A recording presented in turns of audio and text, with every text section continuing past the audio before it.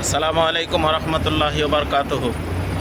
এইটা হইল মক্কা শরীফ দাহিয়াতুল কালবির মেয়ে যে জামিলারে পাথর মেরে হত্যা করেছিল, যার এখন সাধারণ মানুষ জিন্দা কবর বলে পরিচিতি বা জিন্দা কবর হিসাবে সকলে জানে।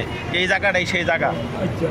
এখানে দাহিয়াতুল কালবি তার মেয়ে 12 বৎসর সুন্দরী মেয়ে ছিল জামিলা, তাকে গর্ত করে পাথর মেরে গর্তের মধ্যে ফেলে নিক্ষেপ করেছিল। এই কবরটার বলা হয় জিন্দা কবর। দাহিয়াতুল কালবির মেয়ের হত্যা করার কারণে এখানে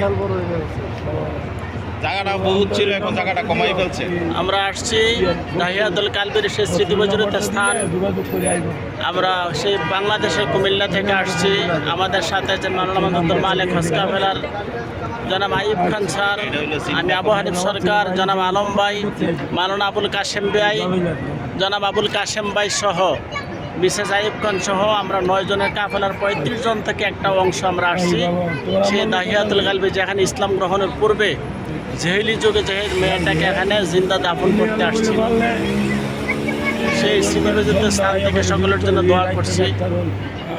আসসালামু আলাইকুম।